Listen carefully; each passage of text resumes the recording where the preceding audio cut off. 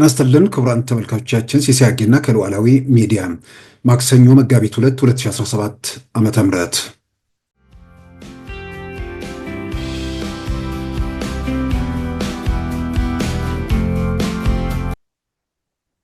ስለዚህ ለትግራይ ህዝብ ብለው ሳይሆን ለራሳቸው ሲሉ ምናልባት መተኮሱ እንደማዋጣ ሊረዱ ይችላሉ። ነገር ግን ከዛ በመለስ ደግሞ ምን እንደሚፈልጉት የሚለውን ነገር ስናይ የህገ ወጥ የሆነው የወርቅ ዘረፋ እንዲቀጥል ይፈልጋሉ ወይ? በሌላም በኩል ስልጣን ላይ በነበሩበት ወቅት የፈጸሟቸው ወንጀሎችን በዛ ተጠያቂነት ለመሸሽ የሚያደርጉት ነው ወይ?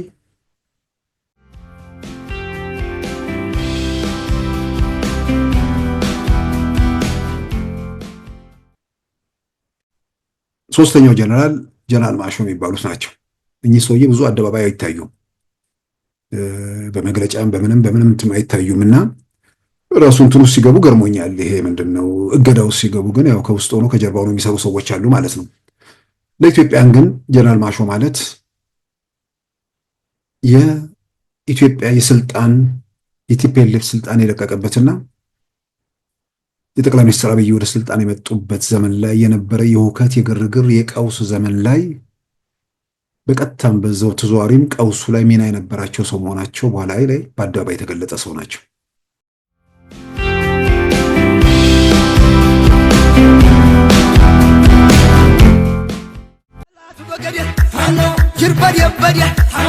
እንኳን ተኩዞ ስሙ ያስፈራል በዱር በጫካ ጠላት የሚያረግ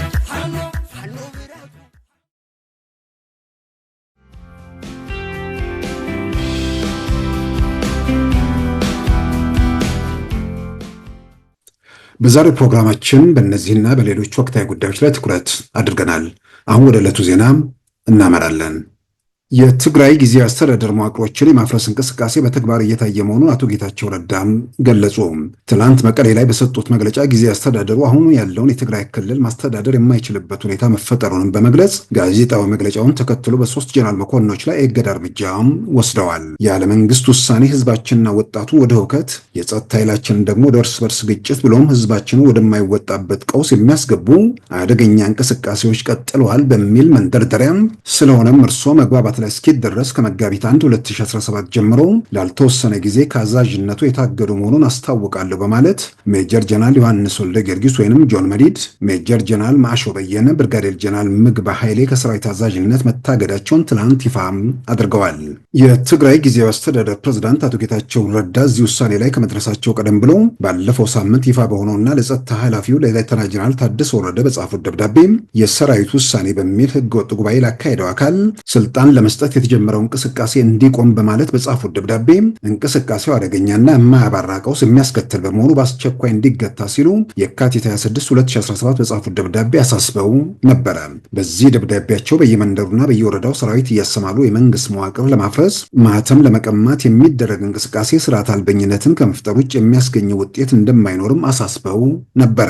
በሶስቱ ጀነራሎች ላይ እገዳ ከመጣሉ 5 ቀናት ቀደም ብሎ ለሌተና ጀነራል ታደሰ ወረደ የካቲት 26 2017 በተጻፈው በዚህ ደብዳቤ ላይ ትላንት ከታገዱት 3 ጀነራሎች ማለትም ለሁለቱ ለሜጀር ጀነራል ዮሐንስ ወልደ ጊዮርጊስና ለሜጀር ጀነራል ማሾ በየነ ግልባጭ ተደርጎላቸው ነበረ።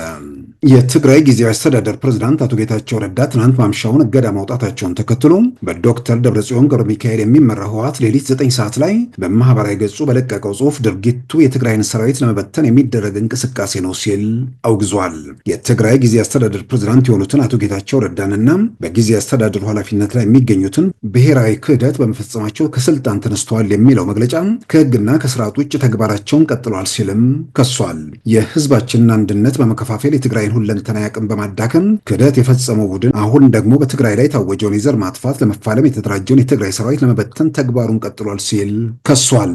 አቶ ጌታቸው ረዳን የቀድሞ ፕሬዝዳንት በሚል የሚጠራው ይህ የነ ዶክተር ደብረጽዮን ቡድን መግለጫ አቶ ጌታቸው ከስልጣናቸው ውጭ የትግራይ ሰራዊት አመራሮችን ማገዳቸውን ገልጾ ይህ በፍጹም ተግባራዊ ሊሆን አይችልም ሲልም ተቃውሟል። ይህንን የህዝባችንን ጥቅም ለማሳጣትና አቅማችንን ለማዳከም እየሞከረ ያለው ቡድን ላይ ትግላችሁን አጠናክሮ ሲልም ጥሪ አቅርበዋል። በአማራ ክልል ባለው ግጭት ሳቢያ የአውራምባ ማህበረሰብ በከፍተኛ ችግር ላይ መውደቁንና መሪያቸውን ለደህንነታቸው በመስጋት አዲስ አበባ እንደሚገኙ ተዘገበ።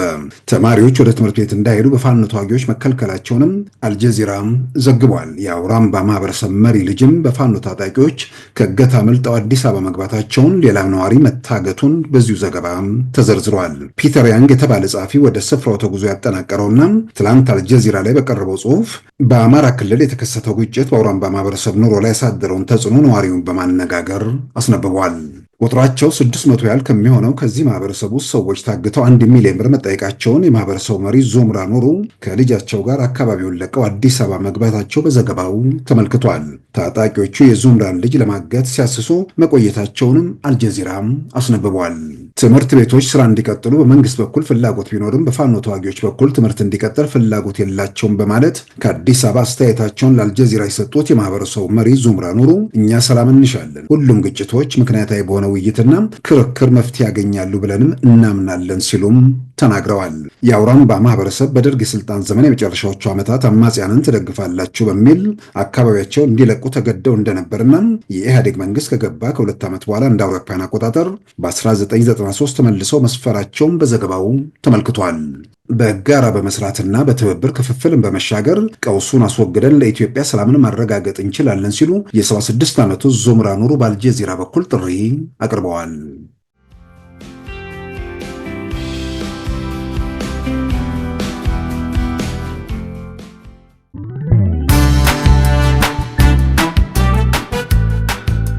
ሉዓላዊ ሚዲያን ይደግፉ። ስራዎቻችንን ለብዙ እንድናደርስ ሰብስክራይብ፣ ሼር፣ ላይክ በማድረግ ሉዓላዊ ሚዲያን ያጠናክሩ። እውነትን እንዘግባለን፣ ኢትዮጵያዊነትን እናቀነቅናለን። መድረኩ ግን ለሁሉም አመለካከት ክፍት መሆኑን እናረጋግጣለን። ሉዓላዊ ሚዲያ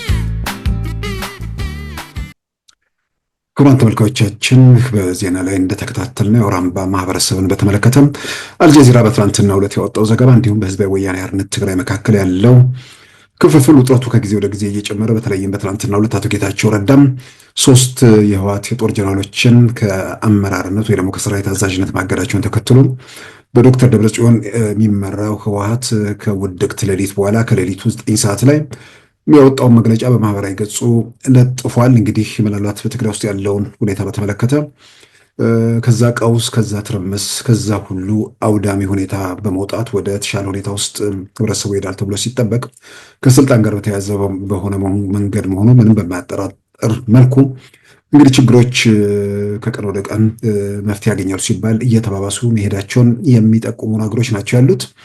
ምናልባትም አቶ ጌታቸው ረዳም በስልጣናቸው መጠቀም አለባቸው የሚሉ ግፊቶች በተለያዩ ወገኖች ሲገለጽ ነበር። አሁን ስልጣናቸውን እየተጠቀሙ ይመስላል። በየትኛውም መንገድ የትኛው የጸጥታ መዋቅር፣ የትኛውም የአስተዳደር የሲቪል መዋቅር የጊዜያዊ አስተዳደሩ የስልጣን መዋቅር ነው፣ ከነሱ በታች ናቸው። ነገር ግን ከመንግስት አስተዳደር ወይ ደግሞ ከየትኛው መዋቅር ውጭ እንደሆነ አድርጎ ራሱን የሚመለከት ቡድን ያለው ያ ቡድን ከዶክተር ደብረጽዮን ቡድን ጋር ግንባር ፈጥሮ የዶክተር ደብረጽዮን ቡድን ወደ ስልጣን መመለስ አለበት የሚል መግለጫ ማውጣቱን ተከትሎ በትግራይ ምሁራንና በወጣቶች በተለይ በአብዛኛው ህዝቡ ዘንድ ተቃውሞ አለ። ግን በተለይ በወጣቶችና በምሁራን ዘንድ የነበረው ተቃውሞ በግልጽ የሚታወቅ ነው። ስለዚህም ያን መግለጫ ካወጡበት ጊዜ ጀምሮ ወደ እርምጃ ይገባሉ ተብሎ ሲጠበቅ ህብረተሰብ ውስጥ ያለውን ነገር በማየት የተወሰነ ፍሬን ለመያዝ የተገደዱ ይመስላል። ነገር ግን ከቅርብ ቀናት ወዲህ የሚታዩ እንቅስቃሴዎች ያው ያሉትን ነገር ቀስ እያሉ ወደ ተግባር ለመለወጥ ሙከራዎች ላይ መሆናቸው ይታያል። ሙከራውን ውስጥ መሆናቸውን ከሚያሳዩ ነገሮች አንዱ በትላንትናው ዕለት ከታገዱት የጦር ጀነራሎች አንዱ ጀነራል ዮሐንስ ወልደጊዮርጊስ ወይ ደግሞ ጆን መዲድ የሚባሉት ባለፈው መቀሌ ላይ ነዋሪውን ሰብስበው ባነጋገሩበት ወቅት ተቃውሞ ቀረበባቸው። ተቃውሞ ከቀረበባቸው በኋላ የሚዲያ ሰዎች እንዲወጡ ከተደረገ በኋላ ህዝብ ምንድን ነው ወየነ የሚባለው የህወሓት ልሳን ጋዜጣ ነው። ጋዜጣው እንደገና ዩቲዩብ ገጽ አለው። እሱና አንድ ሌላ ሚዲያ ሲቀር ሁሉም እንዲወጡ ከተደረገ በኋላ መጨረሻ ላይ እኚህ ሰው የትግራይ ጊዜያዊ አስተዳደር መፍረስ ያለበትን አስፈላጊነት እነሱ የደረሱበትን ውሳኔ በተመለከተ ማብራሪያ ሰጡ። በማብራሪያቸው የሚያስቀመጡት ነገር ምንድን ነው? እኛ የተለየ ነገር አላደረግንም፣ የህዝቡ ፍላጎት እንዲፈጸም ነው የፈለግነው የሚል ነገር ነው። ህዝቡ ፍላጎት የቱ ጋር ተሰብስቦ ደብረ ጽዮን ሊቀመንበር ይሁንልኝ እንዳለ ወይ ደግሞ የጊዜ አስተዳደሩ መሪነት ሊያክብልኝ እንዳለ ያስቀመጡት ነገር የለም እና እንቅስቃሴዎቹ የተግባር እርምጃዎቹ ያንን እያሳዩ ነው። እንግዲህ ከትላንት በስቲያ ጀምሮ ደግሞ በአንዳንድ ወረዳዎችና ቀበሌዎች ምናምን እየሄዱ ደግሞ ማህተም ወደ መንጠቅ እርምጃ ላይ ሲገቡ ነው እንግዲህ አቶ ጌታቸው ወደዚህ አይነት ማሳሰቢያ መሄዳቸው የተገለጸው። ህወሓት ያው ተቃውሟል። በጣም መቃወሙ የሚጠበቅ ነው። የቀድሞ ፕሬዝዳንት ሲል ነው አቶ ጌታቸውን የጠቀሰው። ምናልባት እንግዲህ እዚህ ጋር ችግሮቹን በተመለከተ ጉድ ማንሳትና መፍትሄን በትም ላይ ደግሞ የተወሰነ ነገር መነጋገሩ አስፈላጊ ይመስለኛል። ዶክተር ደብረጽዮን እና ቡድናቸው ምንድን ነው የሚፈልጉት የሚለው በጣም ወሳኝ ነገር ነው። ጀነራሎቹ ምን ይፈልጋሉ የሚባል ጥያቄ መነሳት ያለበት አይመስለኝም። እነሱ የዶክተር ደብረጽዮን ቡድን በፈለገው መንገድ የሚመራቸው ሰዎች መሆናቸውን ያው ስለነሱ የሚያውቁ ሰዎች አስቀድመው ተንትነው ስለገለጹልን አሁን ማነው ጀነራል ዮሐንስ ወይ ጆን መዲድ ምን ይፈልጋል ወይ ደግሞ ጀነራል ምግበ ምን ይፈልጋሉ ምናምን የሚባል ውስጥ አሁን ብዙ የሚገባ አይመስለኝም። ከመግለጫው ጀምሮ መጨረሻ ላይ ተሰብስበው ያወጡትን መግለጫ እነ ዶክተር ደብረጽዮን ጽፎ የሰጧቸው መግለጫ እንደሆነ ሁሉ ይፋ ሆኗል። ይህንን ከሌላ ወገን የሚሰማ ሳይሆን ውስጥ ካሉ ሰዎች ለቲፒኤልኤፍ በጣም ቅርብ የሆኑ ውስጥ አዋቂ የሆኑ ሰዎች ጭምር በአደባባይ የገለጹት ነገር ነው። ስለዚህ አሁን እነ ዶክተር ደብረጽዮን ምን ይፈልጋሉ የሚል ጥያቄ ማንሳት እንጂ እነ ጀነራል ዮሐንስ፣ እነ ጀነራል ምግበ፣ እነ ጀነራል ማሾ ምን ይፈልጋሉ የሚል ነገር ውስጥ መገባት ያለበት አይመስለኝም። ከዛ በፊት ግን በተለይ እነዚህ የታገዱ 3 ጀነራሎችን በተመለከተ እንግዲህ ጀነራል ዮሐንስ ያው ከቅርብ ጊዜያት ወዲህ ፊት ለፊት በብዛት የሚታዩ ሰው ናቸው። ትንሽ ሞገደኛ ባህሪ ቢጤም አለባቸው። ከትላንት ወዲያ እንደዚህ አንስተናል።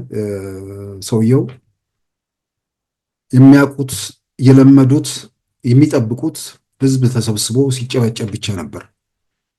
ህዝብ መጠየቅ እንደሚችል ህዝብ እነሱ ያሉትን ነገር ሁሉ ተቀብሎ ሳያላምጥ ዝም ብሎ የሚወጥበት ያ ምዕራፍ መዘጋቱን ባለመገንዘብ ስብሰባ ላይ ተቀምጠው ሲቃወሟቸው ማመን ጆሯቸው ማመን አቅቷቸው ድምፄ ስላልተሰማ ይሆናል ብለው ማይክ እስከ መቀየር ድረስ ሄዱ።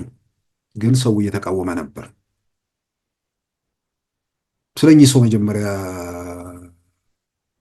ወደ ፊልም ምንድን ነው ዝም ብሎ በቲቪ ምናምን ይታያሉ ብዙዎቹ። ግን መጀመሪያ ያዩዋቸው ወይ ደግሞ ስለኚህ ሰው ማን ናቸው የሚለውን ነገር ለመገንዘብ በቅርቡ ጀነራል ዮሐንስ ገብረ መስቀል የጻፉት መጽሐፍ አለና እዛ መጽሐፍ ላይ እኔን ከነጋዴዋ ሶማሌ ጋር እያመሳሰሉ የሚመለንትን የሚሉኝ ሰዎች አሉ። የእኔ ሚስት አይደለችም፣ ያኛው ዮሐንስ ወልደ ጊዮርጊስ የሱ ሚስት ነች፣ ከኔ ጋር አታመሳስሉ እና ከእሷ ጋር እያቀራረቡኝ በምንድን ነው ከዚህ ከዘረፋ ከምናምን ጋር ሊያገናኙኝ ይሞክራሉ የሚል ነገር አንስተው የሶማሊያ ባህል የኢትዮጵያ ሶማሌ ትሁን የጎረቤት ሀገር ሶማሌ ትሁን እሱን እርግጠኛ አይደለሁም፣ የሶማሊያው ባህል ጀነራል ዮሐንስ ወልደ ጊዮርጊስ ናቸው የሚል ነው። እኚህ ሰው ደግሞ ከጀነራል ዮሐንስ ላይ ይህንን ከሰማን በኋላ አንድ መድረክ ላይ ሲናገሩ ከዚህ በኋላ ወደ ሸዋ የሚመለከት የተረገመ ይሁን ብለው በአደባባይ ቅስቀሳ ሲያደርጉ ነበር። ወደ ሸዋ የሚመለከትና ከሸዋ ጋር የሚሰራ ባንዳ ነው ሲሉም ነበር እኚህ ሰው። እንግዲህ ሸዋ ደርሶን ወደ ሶማሌ መሄድ የሚችሉት ወደ ኢትዮጵያ ሶማሌ የሚሆን ወደ ሌላ ሶማሌ መሄድ የሚችሉት ማለት ነው ወይስ በምን በኩል እንደሚያቋርጡም አላውቅም። ስለዚህ ወይስ ሚስታቸው ጋር ስለተያዩ ሚስታቸው ጋር ያላቸውን ኢትዮጵያ ላይ እየገለጹ ነው ወይ ምናምን ግልጽ አይደለም። ብቻ ወደ ሸዋ ከሰሜን ወደ ደቡብ አትመልከቱ የሚል አቋም የሚያራምዱ ሰው ናቸው። ከዚህ እንትን ባሻገር እንግዲህ ቀደም ሲል እንዳልኩት በየመድረኩ የወጡ የሚናገሯቸው ነገሮች አሉ። ማለት የነበረውን እነ ዶክተር ደብረጽዮን ጽፎ የሰጧቸውን መግለጫ ማንበባቸውን ትክክለኛነትና የነ ዶክተር ደብረጽዮን አቋም ትክክለኛነት ለማረጋገጥ የሚሄዱበት ርቀት ማለት ነው። ሌላኛው ጀነራል ምግበ እንግዲህ ያው ኢትዮጵያ ውስጥ ያለውን ወቅታዊ ሁኔታ የሚከታተል ሰው ሁሉ ሌላው የሚያውቃቸው ጀነራል ምግበ ናቸው። እሳቸው የሚታወቁት ደግሞ አንዳንዴ እዚህ ሽሬ አካባቢ ካለው የወርቅ ንግድ ጋር በተያዘ ነው፣ ህገወጥ የወርቅ ዘረፋ ጋር በተያዘ በሌላ በኩል ደግሞ ከዱባዩ ሪል ስቴት ጋር ያላቸውን ውል በተመለከተ በተለያዩ መገናኛ ብዙሃን በሉዓላዊም ጭምር የወጣ ነገር ነው። የሰሩትን ወይ ደግሞ የገዙትን ቤት ቁልፍ መረከብ ስላልቻልኩ ወንድሜ ስም ወንድሜ እንዲረከብ ብለው የጻፉትን ደብዳቤ ያው አግኝተን እኛም አውጥተነዋል። እኛኛው ከነጋዴዋ ጋር እኛኛዋ ኢንቨስተር ማለት ከሪል ስቴት ምናምን የዱባይ ሪል ስቴት ሚኒመም ገብቼ እንትን አይቼዋለሁ። ከእነሱ ጋር ዝም ብሎ አፓርትማ ተራውን አፓርታማ ለግዛ ቢባል እንኳን $450,000 በላይ ነው የሚያስፈልገው። በተለያየ መንገድ ያሸሹት ምናምን እንደጠበቀው ነው። በቀደም ደግሞ እኛኛው አንድ ጀነራል ወዲም ቤት የሚባሉት ህንፃቸውን በ120 ሚሊዮን ብር ሲያስማሙም ያው ሰምተናል። ሶስተኛው ጀነራል ማሾ የሚባሉት ናቸው። እኚህ ሰውዬ ብዙ አደባባይ አይታዩም፣ በመግለጫም በምንም አይታዩም እና ራሱ እንትኑ ሲገቡ ገርሞኛል። ይሄ ምንድነው እገዳው ሲገቡ ግን ያው ከውስጥ ሆኖ ከጀርባ ሆኖ የሚሰሩ ሰዎች አሉ ማለት ነው። ለኢትዮጵያን ግን ጀነራል ማሾ ማለት የኢትዮጵያ የቲፒኤልኤፍ ስልጣን የለቀቀበትና የጠቅላይ ሚኒስትር አብይ ወደ ስልጣን የመጡበት ዘመን ላይ የነበረ የሁከት፣ የግርግር፣ የቀውስ ዘመን ላይ በቀጥታም በዛው ተዘዋሪም ቀውሱ ላይ ሚና የነበራቸው ሰው መሆናቸው በኋላ ላይ በአደባባይ የተገለጸ ሰው ናቸው። ኢትዮጵያ ውስጥ ለውጥ ከመጣ በኋላ በለውጡ ከተደረጉ ነገሮች አንዱ ኢትዮጵያ የኢትዮጵያውያን ሁሉ መሆኗን፣ የኢትዮጵያ ተቋማት የኢትዮጵያውያን ሁሉ ተቋማት መሆናቸውን የሚያረጋግጡ የተግባር ስራዎች፣ የተግባር እርምጃዎች ናቸው የታዩት። የኢትዮጵያ መከላከያ ሰራዊት 5 እዞች ነበሩት። 5ቱም እዞች በቲፒኤልኤፍ ሰዎች ነበሩ የተያዙት። ቺፍ ኦፍ ስታፉን ጨምሮ ተጨማሪ መምሪያዎቹ 2 ነው 3 ሲቀር ከ10 ምናምን መምሪያ እንዳለ በቲፒኤልኤፍ ሰዎች ነበር የተያዙት። በየደረጃው በተዋረዱ የሚቀጥሉ በርካታ ነገሮች አሉ። በክፍለ ጦር በምናምን ጠቅላይ ሚኒስትር አብይ ፓርላማ ላይ በግልጽ እና በዝርዝር ያብራሩት ነገር ነው። ግን ያው ለውጡ ሲጀምር ሁሉን ነገር በአንድ ጊዜ ማስተካከል አይቻልም። ቢያንስ ላይ ያሉትን ለማስተካከል ጥረት ተደረገ። ማንም ጤነኛ ሰው ዛሬ ላይ አሁን ይህንን ነገር ብዙ ሰው ትክክል ነው ብሎ ትግራይ ውስጥ ራሱ ትክክል ነው ብሎ የሚቀበልበት ምዕራፍ ላይ እንደደረስን አምናለሁ። ኢትዮጵያ ሲባል ኢትዮጵያኔ ሁሉም ነች። ያኔ ግን ቲፒኤልኤፍ የሚለው ነገር ቲፒኤልኤፍ የሚናገረው ነገር እንዳለ መቀበልና ማመን ነገር ስለነበር የምክንያት ክርክር ለማድረግ ኢትዮጵያ ውስጥ አስቸጋሪ ነበር። ዛሬ ላይ ሰው አይኑን ስለገለጠ ወጣቱም ነገሮችን ግራቀኝ ስለሚቃኝ ኢትዮጵያ ውስጥ ኢትዮጵያ ነች፣ ሁሉ የጋራ ነች ተብሎ የሀገሪቱ የጸጥታ የስልጣን መዋቅር ከላይ እስከታች በአንድ አካባቢ ሰዎች ተይዞ ሌላው ባይተዋርነት ባዕድነት ቢሰማው ባለቤትነት እንዳይኖረው ሲደረግ የሚፈጠርበት ስሜት መጨረሻ ላይ ያስከተለውን ጣጣና ቀውስ ሁላችን የምናውቀው ነገር ነው። ስለዚህ ለውጡ በጀመረበት ወቅት ቢያንስ ከላይ ያለውን ለማስተካከል በተደረገው ሙከራ እዞቹ ወደ 4 ከተሰበሰቡ በኋላ ከተለያዩ የኢትዮጵያ ብሔረሰቦች 3ቱ እዞች ተደርጎ አንደኛው ያው የትግራይ ተወላጅ የሆኑ አንድ ብቸኛ ሰው ከነበሩት ውስጥ ማሾ በየነ እንዲቀጥሉ ተደረገ። የደቡብን እዝ ማለት ነው። እኚህ ሰው በኋላ ላይ ደቡብ ክልል ላይ ከነበረው ግጭት ለውጡ የመጀመሪያ ዓመታት ላይ ኢትዮጵያ ውስጥ ከነበረው ቀውስ ጋር ከነበረው ግጭት ጋር በተለይም ሐዋሳ ከተማ ውስጥ በሲዳማና በወላይታ ተወላጆች መካከል የነበረውን ግጭት ከፍተኛ ፍጅት ነበር። ያንን በማቀነባበር ጭምር እጃቸው እንዳለበት የሚገለጹ ሰው ናቸው። ከክፋት፣ ከጥፋት፣ ከወንጀል፣ ከነውር ውጭ ማሰብ የማይችሉ ሰዎች መሆናቸውን በተለያየ መንገድ እያረጋገጡ ነው። ለስልጣን ሲባል ምንም ነገር ከማድረግ ወደ ኋላ የሚሉ ሰዎች አይደሉም። እና እነዚህ የታገዱ ሰዎች በየትኛው የህግ በየትኛው የሞራል መሰረት ላይ ቆመው ጊዜያዊ አስተዳደሩን በእነ ደብረጽዮን ለመተካት የሚያቀርቡት የትኛው መከራከሪያ ነው? የትኛው የህግ መሰረት ነው ያላቸው? ህወሓት የፕሪቶሪያውን ስምምነት የፈረመ ስለሆነ የፕሪቶሪያውን ስምምነት የፈረመው አካል ስልጣን ይገባዋል የሚል መከራከሪያ አለ። እሱ ራሱ ያስኬዳል ወይ? ያከራክራል። የፕሪቶሪያውን ስምምነት የመሰረተ የተፈራረሙት የኢትዮጵያ መንግስትና ህወሓት ስለሆኑ ሁለቱ በጋራ ጊዜያዊ አስተዳደሩን ይመሰረታሉ ማለት እኩል እኩል ይገባቸዋል ማለትም አይደለም። ወይ ደግሞ ሁለቱ ብቻ ይመሰረታሉ ማለትም አይደለም። ይቅርታ።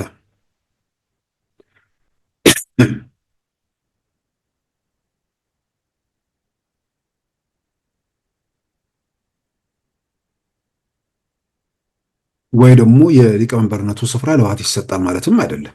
ያ በስምምነት በንግግር የሚሆኑ ነገሮች ናቸው። የህወሓትን ጊዜ አስተዳደር 50%፣ ሌሎቹ ከዛ በታች በመቶ የሚባል በስምምነቱ ላይ አልተቀመጠም። ስለዚህ የፌዴራል መንግስቱ 30-35 ከመቶ፣ ህወሓት 25 ከመቶ፣ አረና ይህን ያህል ከመቶ ምናምን ብሎ ማደላደል የሚከለክላቸውም ነገር የለም። ምክንያቱም ቢያንስ በአደባባይ የሚታወቅ ህግ በወጥ በሆነ ተግባር ላይ ተሰማርቶ የነበረ ቡድን ምናምን የመሆኑ ነገር እሱን ግምት ውስጥ አስገብቶ ብዙ ነገር መከራከር ይቻላል። ግን 50-50 የሚባለውን ነገር እንቀበል። ሊቀመንበርነት ከህወሓት የሚል ምንም ነገር በምንም ተአምር ሊሆን የሚችልበት ነገር የለም። ምን የተለየ ምክንያት ያለው ህወሓት ሊቀመንበር የሚሆንበት? ህወሓት 51 በመቶ ይውሰድና ሌላውን 49 ከመቶ ለሌላ ይስጥ ተብሎ ከፌዴራል መንግስቱ ጋር ንግግር ተደረገ። የፌዴራል መንግስቱ ግን ከአረና ፕሬዚዳንት መሆን ይችላል ማለት የሚከለክለው የለም። መቼም ሌሎቹን በዛ ደረጃ መጥራት ያስቸግራል ብዬ ነው። ህወሓትን ተቃውሞ ከህወሓት የባሰ አክራሪ ኃይሎችን ትግራይም ለማንም ይበጃሉ ብሎ የሚያስብ ሰው ያለ አይመስለኝም። ቢያንስ አረና ቢያንስ ምራቃቸውን ወጥ ያደረጉ ያለውን ነገር በጥቅምና ጉዳቱን ብዙ መመዘን የሚችሉ ሰዎች ስላሉበት ምናልባትም ከነሱ ሰዎች ሲኒየሮች ውስጥ ወደ መልሰው ወደ ጊዜያዊ አስተዳደሩ ፕሬዚዳንትነት ምናምን ቢመጡ ምናልባት ይሻል ነበሩ የሚል ነገር አብሮ ሊመጣ ይችላል። ግን ራሱ ያሰሯቸዋል ወይ ነው። አሁን ደግሞ እዛው አብሯቸው ቅርብ የነበሩትን አቶ ጌታቸውን ማሰራት ካልቻሉ ሌላ ሰው ማሰራት ይችላሉ ወይ ነው። ዞሮ ዞሮ ያንን ጊዜያዊ አስተዳደሩ በሚዋቅርበት መንገድ ላይ ሊቀመንበር 51 ከመቶ ምናምን የሚባለው ነገር በንግግር በውይይት የሚፈታ ነገር ነው እንጂ ለህወሓት ተብሎ ፕሪቶሪያ ላይ ማንም አልፈረመም። ለህወሓት ተብሎ 51፣ ለህወሓት ተብሎ ሊቀመንበርነት ወይ ፕሬዝዳንትነት ፕሪቶሪያ ላይ አልተፈረመም። ምናልባት እነዚህ ሰዎች መግለጫውንም ጽፈው የሚሰጧቸው እነዛ ስለሆኑ ብዙ ነገሮችን አይገነዘቡም፣ አይረዱም። ምን እየተካሄደ እንደሆነም ፍላጎት የላቸውም ስለሚባል ለዛ ነው። ምናልባት በሆነ መንገድ መስማት ከቻሉ ወይ ደግሞ ሌሎች ሰዎችን እንዲያስረዷቸው አስፈላጊ ስለሆነ ነው። ስምምነቱ ላይ እንደሚባል ነገር የለም። በፕሪቶሪያ ስምምነት ላይ በእንደዚህ መልክ የተገለጸ ነገር የለም። ከዛ ውጭ በስምምነት 51 ከመቶ ህወሓት፣ ሌሎቹ ሌላ ድርሻ፣ ሰራዊቱ፣ ምሁራን፣ ሌሎች ፓርቲዎች ድርሻ ይውሰዱ ተብሎ በዛ መልክ ተዋቀረ። ሊቀመንበርነቱ ማለትም ፕሬዝዳንትነቱ ህወሓት ይሁን ተባለ። ህወሓትነት በሚሆንበት ጊዜ ያው የተለመዱት ዶክተር ደብረጽዮን ወደፊት መጡ። ለሰውም ጥሩ አይደለም። ያን ሁሉ እልቂት የመራ ሰው ከዛ ሁሉ ፍጅት ከዛ ሁሉ ውድበት በኋላ እየፎከረ ህዝብ በዓት ውስጥ የከተተ ሰው ዶክተር ደብረጽዮን ብቻቸውን ከተቱ ብዬ እያልኩ አይደለም። በጋራ ነው ያደረጉት። ግን የሰውየው ፊት ለፊት ሲፎክሩ የነበሩ ሰው ናቸው። ምንም በሌለበት ሲፎክሩ ነበር። አጉል መመጻደቅም ደግሞ አንዳንዴ መጥፎ ነው። ስለ ሰላም ብለው ያኔ የሃይማኖት አባቶች ምናምን እዛ ጥሪ በሚያቀርቡበት ሰዓት የአክኛ እኮ ክልላችን ሰላም ነው፣ ይልቅ የሚታመስበት አካባቢ ሄዳችሁ ስለ ሰላም ጠይቁ ሲሉ ነበር። የዕለት ዕለቱን ማሰብ ነው የሚችሉት። ከሰዓት በኋላ ምን ሊከተል ይችላል የሚለውን እንኳን መገምገም የሚሳናቸው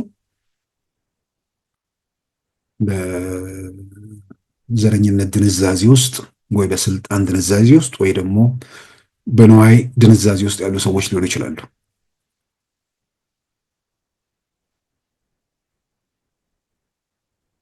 እና እነዚህ ሰዎች ፕሬዝዳንትነቱን ተመልሰው ለእኚህ ሰው ሰጡ። ፌዴራል መንግስቱ በተለይም ጠቅላይ ሚኒስትሩ አልቀበልም አሉ። ሌላ ወጣት ከማዕከላዊ ኮሚቴ ሲያወጡ ተባለ። ከዛ በኋላ ደግሞ አቶ ጌታቸው ሄዱ። እነ ወይዘሮ ፈትለወርቅ ወጣት አይደለም የሚል መከራከሪያ ሲያመጡን ሰማን። ወጣት እስከ 30 ዓመት በሚለው ልክ ነው፣ ወጣት አይደሉም። ግን ከነ ዶክተር ደብረጽዮን ከነ ወይዘሮ ፈትለወርቅ አንጻር ደግሞ በጣም ወጣት ናቸው። እነሱ መሳሪያ ይዞ ጫካ ሲገቡ አቶ ጌታቸው አልተወለዱም፣ ስላልተወለዱ ማለት ነው። በዛ መሰረት እንግዲህ ፕሬዝዳንት የሚባል ሰው ተመረጠ፣ ስራ ቀጠሉ። ያው በኋላም እንደምንሰማው እንደሚገለጠውም ሰውየውን ሽባ አደረጓቸው እንዳይሰሩ በተለያየ መንገድ መዋቅሩ ምናምን በፓርቲ ስላ የተያዘ ስለሆነ ማለት ነው። ወይዘሮ ፈትለወርቅም ሲናገሩ እንደሰማ ነው እንደተመረጠ ሁሉን ነገር እኔ አደርገዋለሁ ወደሚል ነገር ውስጥ ሄደ። ከዚህ ቀደም የነበረውን አሰራር መጣስ ጀመረ። ከዚህ ቀደም የነበረው አሰራራችሁ ኋላ ቀር አሰራር ነው። መንግስትና ፓርቲ መለያየት አለበት። መንግስት የመንግስት ስራ ይሰራል፣ ፓርቲ የፓርቲ ስራውን ይሰራል። ገዢ ፓርቲ ነው። እንደ ገዢ ፓርቲ ደግሞ ለዕለት ተዕለት ጉዳዮች ሳይሆን በፖሊሲ ጉዳዮች ላይ በጋራ ተወስናላችሁ። አከተመ። የዕለት ተዕለቱን የፕሬዝዳንቱ ስራ ነው፣ የካቢኔው ስራ ነው። የማያውቁት ያለመዱት ነገር ሲመጣባቸው ግራ ገባቸው። ከዘመናዊ ፖለቲካ ከዘመናዊ ዓለም ጋር ብዙ ርቀትም ስላላቸው ሊሆን ይችላል። ከዛ በኋላ ያው ማሰነካከሉ ቀጠለ ማለት ነው።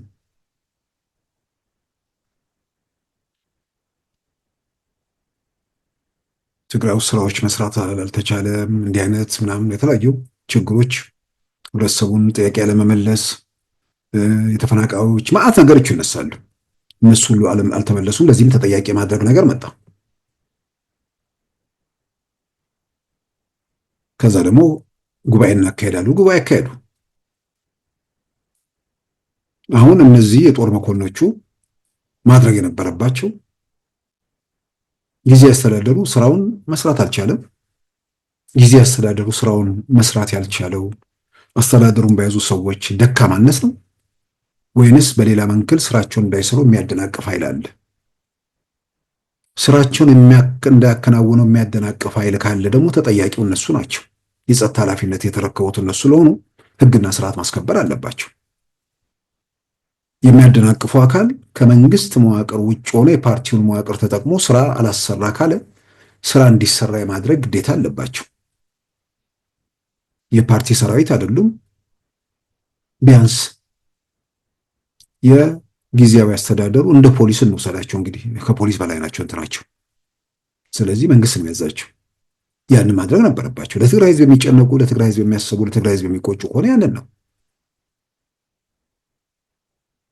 የህጋዊነት ጥያቄ ሲመጣ ማን ነው ለነሱ ለነ ዶክተር ደብረጽዮን ህጋዊ ናቸው ብሎ የነገራቸው? በየትኛው ህግ በየትኛው ስርዓት? ህወሓት ጉባኤ ጠራሉ አለ። ሊቀመንበሩ ያለበት ቡድን ጉባኤ ጠራ። የቁጥጥር ኮሚሽኑን ሙሉ በሙሉ ጨምሮ ምክትል ሊቀመንበሩና ሌሎች የማዕከላዊ ኮሚቴ አባላት ያሉበት ደግሞ ስብሰባውን ህገወጥ ነው አለ። ህገወጥ ነው ያሉት እነ ዶክተር አቶ ጌታቸው ረዳ ብቻ ሳይሆኑ የኢትዮጵያ ብሔራዊ ምርጫ ቦርድ ስብሰባው ህገወጥ ነው አለ። የኢትዮጵያ መንግስት በኮሚኒኬሽን ጽሕፈት ቤት በኩል ስብሰባው ህገወጥ ነው አለ። ያ ህገወጥ የተባለ ስብሰባ በመጨረሻ ላይ የተለመዱትን ዶክተር ደብረጽዮንን ከፊት ሊቀመንበር አድርጎ አመጣ። ይሄ ቡድን እና አቶ ጌታቸው ከስልጣን መውረድ አለባቸው የሚል መግለጫ ሰጠ። አሁን እነዚህ የጦር አዛዦች ተሰብስበው እነ ዶክተር ደብረጽዮን ያወጡትን መግለጫ ልክ ነው መፈጸም አለበት በየትኛው ህግ? በኢትዮጵያ ውስጥ ፓርቲው ህጋዊነቱ የሚረጋገጠው ወይ ደግሞ ያካሄደው ጉባኤን የሚያጸድቀው የኢትዮጵያ ብሔራዊ ምርጫ ቦርድ ነው። የኢትዮጵያ ብሔራዊ ምርጫ ቦርድ መስፈርቱን ያላሟላ ጉባኤ ነው ከመነሻው መካሄድ የለበትም ማለት። የፓርቲው ምክትል ሊቀመንበርና የተወሰኑ ማዕከላዊ ኮሚቴ አባላትም ህገወጥ ስለሆነ አንሳተፍም አሉ። በእንደዚህ ጉዳይ ላይ በፓርቲው ላይ የተለመደ አሰራር ላይ ከጉባኤ ከምናምን ጋር ዋና አዘጋጅ አንዱ የቁጥጥር ኮሚሽኑ ነው። የቁጥጥር ኮሚሽኑም ጉባኤው ህገወጥ ነው አለ። የቱ ጋር ነው ህጋዊ የሆነ ነገር ያለው? የቱ ጋር ያለ ህጋዊ ነገር መሰረት አድርገው ነው ጊዜ አስተዳደሩ በእነ ዶክተር ደብረጽዮን ሊተካ እየጠየቁ ያሉት? በፌዴራል መንግስቱ ጋር በስምምነት የተቋቋመ ጊዜያዊ አስተዳደር ነው። ህወሓት የሚባል ቡድንን በተመለከተ ቢያንስ ምርጫ ቦርድ እገዳ አይጣልበትም ቢሆን የሚያውቀው ዶክተር ደብረጽዮን የሚባሉ ሊቀመንበር፣ አቶ ጌታቸው ረዳ የሚባሉ ምክትል ሊቀመንበር የሆኑበትን ቡድን ነው የሚያውቀው። ከዛ ውጭ የሆነ ፓርቲ የለም ኢትዮጵያ ውስጥ ማለት ትግራይ ውስጥ በህወሓት ስም የሚጠራ። ስለዚህ እነዚህ ሰዎች የጦር መኮንኖቹ በኢትዮጵያ ፌዴራል መንግስት፣ በኢትዮጵያ ብሔራዊ ምርጫ ቦርድ ህገወጥ የሆነውን አካል እየደገፉ ብቻ ሳይሆን በፕሪቶሪያው ስምምነት መሰረት የተቋቋመውን ጊዜያዊ አስተዳደር የፕሪቶሪያውን ስምምነት ጥሰው ለመተካት እየሞከሩ በመሆናቸው ተያይዞ የሚመጣውን ውጤትና የሚያስከትለውን አደጋ ማሽተት ይችላሉ ወይ? እሱን እንግዲህ ማሽተት ይችላሉ አይመስለኝም። መግለጫ ሰው ጽፎ የሚሰጣቸው ሰዎች የሆነ ነገር ሲፈጠር ከዛ በኋላ ምን ይከተላል የሚለውን ይገነዘባሉ ብዬ አላምንም። ግን በተለያየ መንገድ ደግሞ አደጋውን ማሽተት የሚችሉ ሰዎች ረፉ ቢሏቸውና ሁኔታዎችን እንትን ቢሉ ተገቢ ነው ብዬ አምናለሁ። ከምንም በላይ የትግራይ ህዝብ አቶ ጌታቸው ወርደው ዶክተር ደብረጽዮን ስፍራው ላይ ተቀምጠው ምንድን ነው የሚለወጥለት የሚያገኘው ነገር? ምናልባት ለምንስ ነው እነ ዶክተር ደብረጽዮን ቦታውን የሚፈልጉት?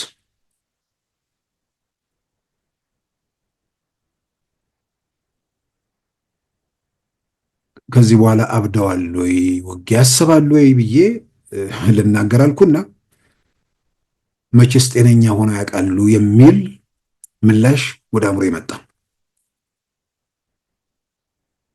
ስለዚህ የትግራይ ህዝብ እንዳለ ቢያልቅ ደንታቸው ያልሆኑ ሰዎች መሆናቸውን በተግባር አሳይተዋል። ከዚህ ሁሉ ፍጅት፣ ከዚህ ሁሉ እልቂት፣ ከዚህ ሁሉ ውድመት በኋላ ጠመንጃ የሚባል ነገር ሲያዩት ራሱ ሊያሸማቀቃቸው ይገባ ነበር። እነርሱ ስለለኮሱት ነው ማለት ሰው ተገዶ አማራጭ አጥቶ ህልውናውን ለማስከበር ገብቶበት ቢሆን ምን አማራጭ አለ? ምንም አማራጭ የለም። ሰው መኖር አለበት። መብቱን ተገፎ ህልውናው ተድጦ መኖር የለበትም። ነገር ግን ለስልጣን ሲባል ሮኬት ታርከፍክፈንባቸው በአንድ ሳምንት አዲስ አበባ እንቆጣጠራለን፣ ከዛ በኋላ ወደ አስመራ እንተኩሳለን የተባለ ዘመቻ ቢያንስ እነሱ ሚሊዮን ይላሉ፣ እነ ኦባሳንጆ ቢያንስ በአደባባይ የጻፉትን ዓለም አቀፍ ሚዲያዎችም የሚቀባበሉትን 600,000 ሰው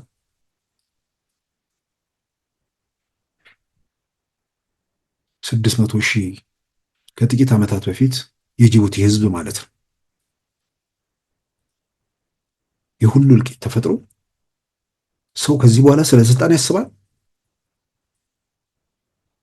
መዓት ልጆች በዊልቸር እና በክራንች ጎዳና ላይ እየተርመሰመሱ ይህን ያየ ሰው ተመልሶ ስለ ስልጣን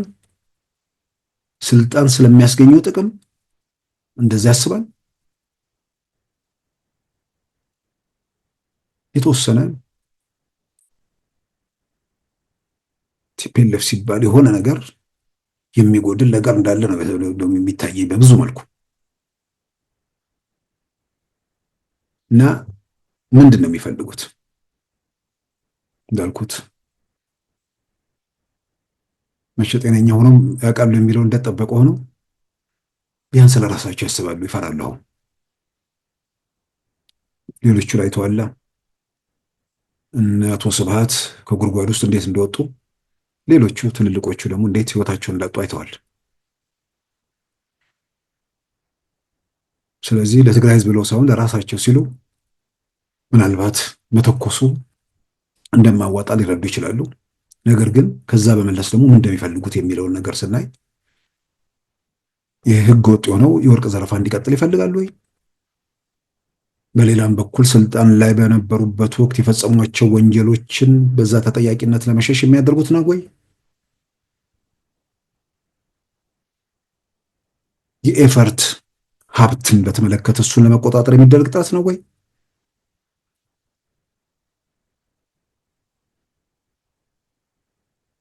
የጦር አዛዦች ውስጥ ከዚህ ዙሪያ አብረው የሚያጨበጭቡት ምን ፍለጋ ነው? ወይንስ ደብረ ጽዮን ያስብልኛል፣ ህሊናዬን አውሸዋለሁ የሚል ነገር?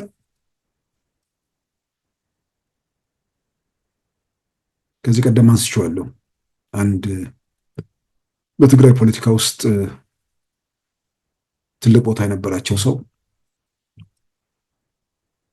የዛሬ 2 ዓመት ተኩል እንደዚህ ወይ አካባቢ እንዲያግኝቻቸው ትግራይ ውስጥ ምን እየተከናወነ ነው ብዬ ስጠይቃቸው ያኔም ውስጥ ለውስጥ አደባባይ አልወጣም እንጂ መታመስ ነበር። እነዚህ ሰዎች ናቸው ነው ወይ ነው? በቃ ይህ ሁሉ ሰው አልቆ ዛሬ ለስልጣን እየተሻኮቱ ነው። ከዛም አልፎ ነው እንትኖች ተጠቀሙ። እዚህ ላይ አልገልጸውም።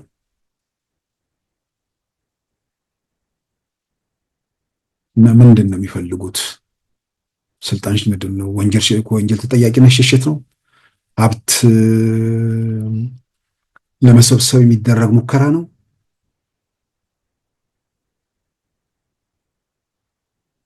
ምናልባት የፈርት ገንዘብ ጋር ተያይዞ የትግራይ ህዝብ በተለይ ደግሞ አሁን የትግራይ ምሁራን ምናምን በውጭ ያሉ አሉ፣ በተለያየ መንገድ ላይ መግለጫ የሚያወጡ ይሄ ሀብት ኤፈርት ምንጩ ምናምን እንቶ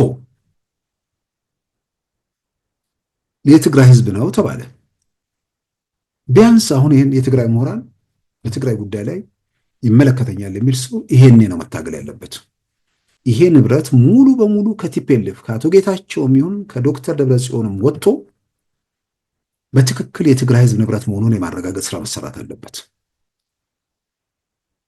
የትግራይ ህዝብ ንብረትነቱ እንዴት ነው የሚረጋገጠው? ማን ያስተዳድረው? እሱ ሌላ ነገር ነው። ቢያንስ በመንግስታዊ መዋቅር ውስጥ ማለፍ የሚችልበት ሁኔታ መፍጠር ነው። የሆነ ባለአደራ ቦርድ ምናምን ተብሎ በትክክል ገንዘቡ ኤፈርት ካዝና ምናምን ሳይሆን የሆነ እንደ ፈንድ ምናምን ነገር ተቋቁሞ በትክክል ለትግራይ ህዝብ መግባት የሚችልበት ሁኔታ መፍጠር። አሁን ይህን ማድረግ ምንድን ነው የሚከለክለው? እንደውም ቲፒኤልኤፎችን ማስገደጃ ነገር የትግራይ ምሁራን አሁን እጃቸው ላይ ያለ ይመስለኛል። በውጭ ያለውም የኤፈርት ገንዘብ ሀገር ቤትም ያለው ሀብት በትክክል ለትግራይ ህዝብ መዋል አለበት። ምንድነው የተጎዱ ልጆችን ማቋቋሚያም ጭምር መዋል አለበት። በዚህ በሰራዊቱ በመሰናበት የሚወጡት አለ፣ እሱ እንደተጠበቁ ነው። በተጨማሪም ለማቋቋሚያ ገንዘብ መዋል አለበት። ለትግራይ ህዝብ ጥቅም ለማለት አለበት። ይሄ የሚያጣላቸው አንዱ እሱ ከሆነ ገንዘቡ ወደ ትግራይ ህዝብ መመለሱን ሲያረጋግጡ አንድ የሚጣሉበት ነገር አይኖርም ማለት ነው። የወንጀል ተጠያቂነትን ደግሞ በማናቸው መንገድ ሊያመልጡት አይችልም። ይልቁንም የሆኑ አጀንዳዎችን ዘግቶ ወደፊት ለመሄድ ከወንጀል ከምንም ጋር ተያይዞ ባሉ ነገሮች ላይ የሌሎች ሀገሮች ተሞክሮና ልምዶችን ወስዶ በአጠቃላይ በኢትዮጵያ በተለይም ደግሞ ትግራይ የፈጸሙትም ወንጀል ጭምር እሱን እንዴት ይታይ የሚለው ነገር ላይ ነገን የተሻለ ለማድረግ በስጋት በፍርሃት ሌላ ወንጀልና ሌላ መከራ ሀገርና ህዝብ ላይ ከሚያደርሱ ምን አይነት መውጫ ምን አይነት መፍትሄዎች አሉ የሚለው ነገር እሱ ላይ መነጋገር የሚያስፈልግ ይመስለኛል። ከዛ ውጭ ግን የትግራይ ጊዜያዊ አስተዳደር በፕሪቶሪያው ስምምነት መሰረት የተቋቋመ የፕሪቶሪያ ስምምነት ሲባል ያደራደሩት ኦሉሴጉን ኦባሳንጆ ወይ ኡሁሩ ኬንያታ እና የሳውዝ አፍሪካ ምክትል ፕሬዚዳንት ብቻ ሳይሆኑ የታዛቢነት ሚና የተጫወቱት የተባበሩት መንግስታት ኢጋድ አለ። ከምንም በላይ ደግሞ ተጽዕኖ ማድረግ የሚችሉት አሜሪካና የአውሮፓ ህብረት ያሉበት ነው። ከዚህ ቀደም እንደተደረገው የኢትዮጵያ መንግስት የሚያደርገውን ነገር እረፍ የሚለው አሁን የለም፣ በርታ የሚል ነው የሚኖረው፣ ቀጥልበት የሚል ነው። ይህንንም ግምት ውስጥ አስገብተው ካላስፈላጊ እንትን ውስጥ ራሳቸውን ማቀብ ከሁኔታዎች ውስጥ መውጣት በጣም በጣም ያስፈልጋል። ከኤርትራ ጋር በተያያዘም ያው አብረው የመስራት ምናምን ነገር ከዚህ ቀደም በአፍሪካን ኢንቴሊጀንስ ላይ የፓሪስ የሚታተም መጽሔት ላይ ወጣውንም ተመልክተን በድንበር አካባቢ ተወያዩ። እንደገናም ደግሞ ወደ ኤርትራ ሄደው ከፕሬዚዳንት ኢሳያስም ጋር ተነጋገሩ የሚል ነገር ነው እንግዲህ ወጥቶ ያየ ነው። ብዙ መነጋገራቸው ብዙ እንትን አይመስለኝም። አስመራ ምናምን እሱ እየተስተባበለ ነው፣ ግን ድንበር አካባቢ ምናምን እንግዳ ነገር አይመስለኝም። የመሆኑ ግልጽ ነው።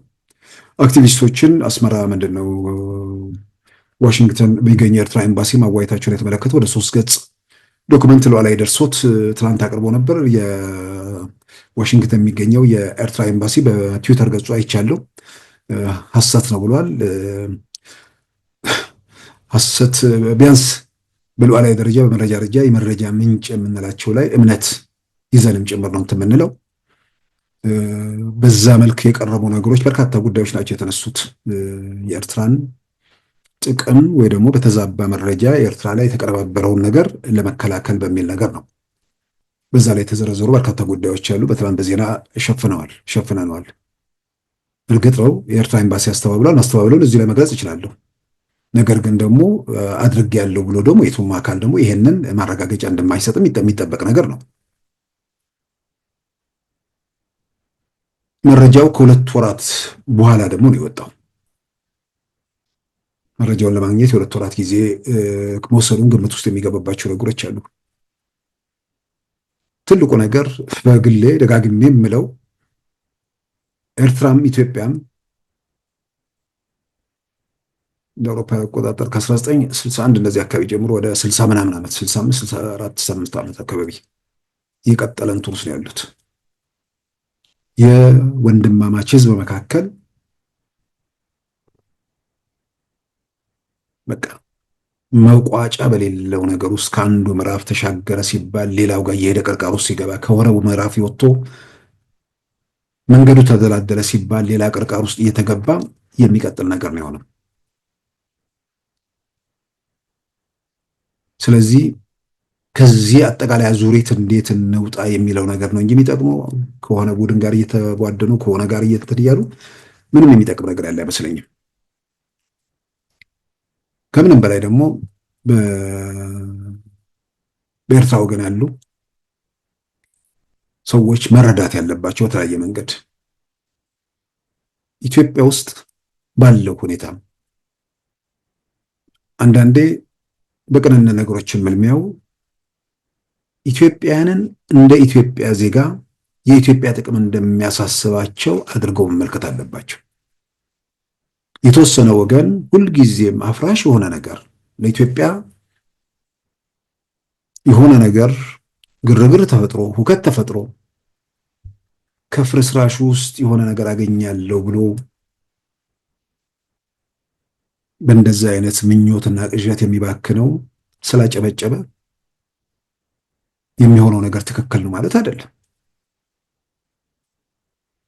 ኢትዮጵያ ውስጥ በማናቸውም መንገድ ኢትዮጵያ ውስጥ ስልጣን ላይ ያለውን መንግስት ህልውና የሚነኩ የትኛውም እርምጃዎች የሀገር መፍረስን የሚያስከትሉ አደጋዎች ናቸው። በማናቸው መንገድ ማንም የኢትዮጵያን ህልውና ለማቆየት የሚችል በኢትዮጵያዊነት የተሰባሰበ ኃይል በኢትዮጵያ ምድር የለም። በተለይ መሳሪያ ይዞ የሚተኩስ ሁሉም የመንደር ያውም የብሔር አይደለም፣ አሁን የጎጥ ተኳሾች ናቸው። የጎበዝ አለቆች፣ የመንደር ሽፍቶች ሀገር መጫወቻ ስትሆን ማንም ማየት መፍቀድ አይችልም። ይልቁንም የተፈጠሩ ነገሮች አሉ በሁለቱ መንግስታት መካከል። ከሁለቱ መንግስታት ባሻገር ደግሞ በዘላቂነት የኢትዮጵያና የኤርትራ ህዝብ ወንድማማች ህዝብ አንዱ ለሌላው አስፈላጊ ነው። አንዱ የሌለውን ሌላው ደግፎ ሌላው የሌለውን ሌላው አግዞ ተከባብረው ተደጋግፈው ሁለቱም ተጠቃሚ የሚሆኑበት ሁኔታን መፍጠር የሚቻልበት ነገር ላይ መስራት ነው የመንግስታት ኃላፊነት። ይህን ለማድረግ ደግሞ መነጋገር ነው። ከምንም በላይ ከመነጋገር ውጭ ምን አለ?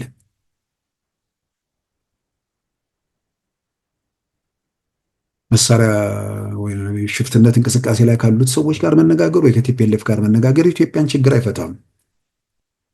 የኢትዮጵያን ችግር የሚፈታው ከኢትዮጵያ መንግስት ጋር መነጋገር ነው። የኤርትራን ችግር የሚፈታው ከኤርትራ መንግስት ጋር በመነጋገር ነው። ቢያንስ ወሳኝ ናቸው ሁለቱም በሀገራቸው ጉዳይ ላይ። ስለዚህ የተፈጠሩ ችግሮች ይኖራሉ፣ የተፈጠሩ ክፍተቶች ይኖራሉ። ግን የፈለገ መንግስታት ናቸው የፈለገ ክፍተት ምንድነው ከመታኮስም በኋላ ከመተላለቅም በኋላ የመጨረሻው ማሰሪያው ንግግር ነው። ስለዚህ ለመነጋገር ቁርጠኛ መሆን በጣም በጣም ወሳኝ ነገር ነው። ይህንን ግምት ውስጥ አስገብቶ አንዳንዶች በዚህ ረገድ ነገሮችን ለምን እንደመመልከት እንደማይችሉ አላውቅም። የኤርትራ መንግስት ለምን እንዲነጋገር ለምን ኤርትራን ግፊት አያደርጉ? ወይስ ከዛ ውጭ የሆነ ሌላ የሚታይ መፍትሄ አለ ወይ? ከዛ ውጭ መታኮስ ነው። በመታኮስ ውስጥ የሀገር ህልውና ነው የሚለው። ኢትዮጵያ ሽፍቶች እንዲፈነጩባት ይቅርታ የመንደር ጎበዝ ሀገር ምድሩን እንትን እንዲል ማንም የሚፈቅድበት ሁኔታ አይኖርም። ስለዚህ አሁንም ተነጋገሩ፣ ተወያዩ። ኢትዮጵያ ምን ትፈልጋለች? ኤርትራስ ምን ትፈልጋለች? አንዱ ለሌላው ምን መስጠት ይችላል? ይህንን በማድረግ እኮ የተንከባለሉ ችግሮችን ፈተን ነገ እኮ ሌላ መከራ ውስጥ ላለመግባት የተደላደለ መሰረት መጥረግ ነው።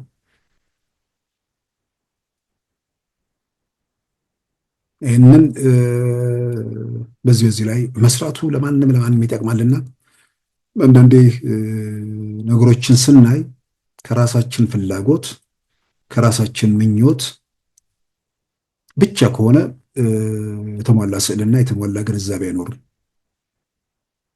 በኢትዮጵያ ውስጥ ጉዳይም በግሌ ደጋግሜ የምለው ተነጋገሩ ነው። በቤተ ክርስቲያን ጉዳይም ደጋግሜ ያኔውም ትንሽ ሙቀቱ በጣም እንትን ነበር። በቃ እግዚአብሔርን በጣም አመሰግነው። የሆነ ጩኸት፣ ጫጫታ፣ ስንት ሰው ጮኸ፣ ስንት ሰው ተንጫጫ የሚል ነገር ወደ አእምሮ አይመጣም። የማደርገው ነገር ልክ ነው ወይ፣ እየሆነ ያለው ነገር ልክ ነው ወይ የሚል ነው። የዛን ጊዜ ቤተክርስቲያኑ ጊዜ ከባድ ነበር። በደንብ አውቀዋለሁ። ለምን ጥቁር አልለበስክም ከሚል ጀምሮ የሚመጡ ትልቅ ዘመቻዎች ነበሩ። ግን ከመጀመሪያዋ ቀንም ጀምሮ አጠቃላይ ህይወታችን ምናምን ሆኖ ኢትዮጵያን ፖለቲካ እናውቀዋለን። ዘግይተው የመጡ ሰዎች የማይረዷቸው ነገሮች አሉ፣ ወይ ደግሞ ድንገት የነቁ የማይገለጽላቸው ነገሮች አሉ። እዛ ጋር የተፈጠረውን ነገር ቶሎ ልጓም ባይበጅለት አሰፍስፎ የተቀመጠ ዘረኛ ምን ሊያደርገው እንደሚችል እናቅ ነበር። ስለዚህ ተነጋገሩ ስንል ከወዲያ ያላደፈጠ መንግስትንም ጭምር የሚቀናቀነው ኃይል ይጠብቀው የነበረ ነገር ስለሆነ ለቤተ ክርስቲያኒቱም አደጋ ነበር። ይህን መረዳት ቤተክርስቲያኑ ስላሉ ሰዎች ላይገባቸው ይችላል። እነሱ ፖለቲካው ምናምን ያለው ነገር ላያውቁት ይችላሉ። ውስጥ ሆኖ ደግሞ ሌላ ፖለቲካ አጀንዳ ያላቸው ሰዎች ደግሞ እነሱ መንግስት እንዴት ይታመሳል የሚለው ነገር እንጂ ተያይዞ የሚመጣውና ቤተክርስቲያኒቱ ላይ የሚመጣው አደጋ ጉዳያቸው አልነበረም። እነሱ ሌላ የፖለቲካ አጀንዳ ነበር የነበራቸው። አብዛኛው ምዕመን ግን ሀገር እምነት የተነካ ህልውና አደጋ ውስጥ ወደቀ በሚል ስብከቱ፣ ጫጫታው፣ ግርግሩ የፈጠረበት ነገር ነበር። ግን ምናልባት ዛሬ ያኔ ከነበሩት ብዙ ሰዎች ቆም ብለው እያዩ እየገመገሙ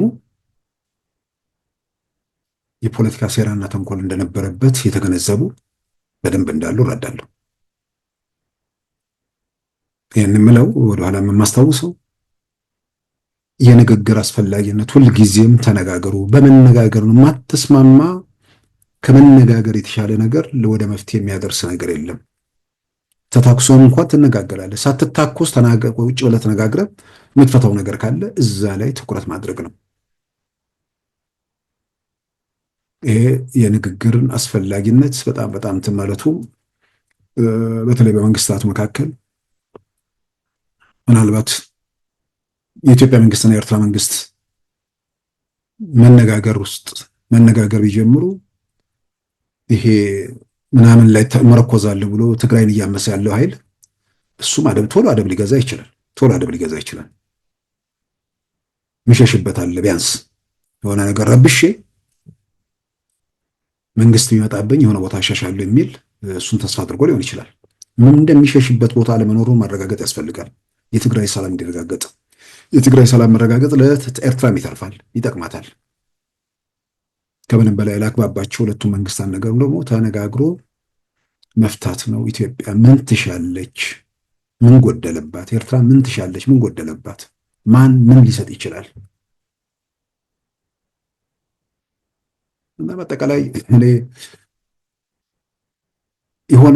የሆነ ወቅት ላይ የነበረ አስተሳሰብ እንዳለ ተያይዞ መቀጠል የለበትም። አስፍቶ ማየት ነው። ሆነን ለመናገር ነገሮችን ኢትዮጵያ ዙሪያውን ከከበቧት ጋር በአንድ ቋንቋ በምናምን ከሚወራረስ ማህበረሰብ ጋር ነው የምትኖሩ። በኤርትራ በኩል ትግርኛ፣ አፋርኛ እያልን መቀጠል እንችላለን። በጅቡቲ በኩል ሶማሊኛ፣ አፋርኛ እያልን መቀጠል እንችላለን። በሶማሊያ በኩል ሶማሊኛ፣ በኬንያ በኩል ኦሮምኛ።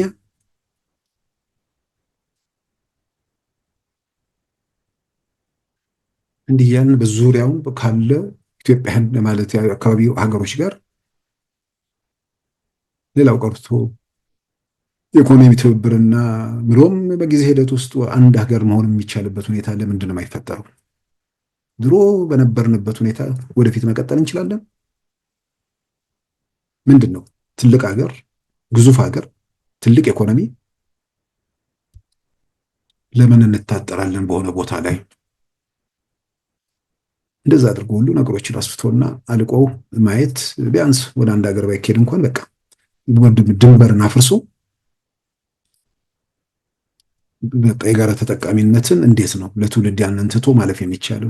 በታሪክ ውስጥ ሰዎች አሻራቸውን ተጠልጥለው ከመቃብር በላይ ህያው ሆነው የሚኖሩት የነገን በሚዋጅ የተግባር እንቅስቃሴ ነው። በእንደዛ መልኩ ነገሮችን እንትን ማለት በጣም በጣም ይጠቅማል። የንግግር ነገር ደጋግሜ ስል ከዚህ ከፋኖ ታጣቂዎችም ከሸኔዎችም ጋር ሁሌ ደጋግመን የምናነሳው ነገር ነው። ግን የኢትዮጵያ ፖለቲካ ውስጥ ምናልባት የስነ ልቦና ባለሙያዎችም ብዙ ነገር ስራም የበዛባቸው ይመስለኛል። ወይስ እነሱ ሌላ ነገር ላይ አተኩሮ እያዩት ካልሆነ ምንድን ነው አንዳንዴ ግራ የሚገባኝ ነገር ስለሆነ ነው። አሁን የአውራምባ ማህበረሰብ ላይ እየደረሰ ያለውን ነገር በተመለከተ በሌላውም ኢትዮጵያ አርአያ መሆን የሚችል ማህበረሰብ ነው። ራሳቸውን በራሳቸው ማስተዳደር የሚችሉ ራሳቸውን በራሳቸው የምንድን ነው የስራ ክፍፍል የሌለበት ወንድ ሴት ምናምን የሌለበት እንዲህ አይነት ነገር በአርአያነት የሚጠቀስ ቱሪስቶች ሁሉ የሚጎበኙት ቦታ ዛሬ የፋኖች መፈንጫ ሆነ።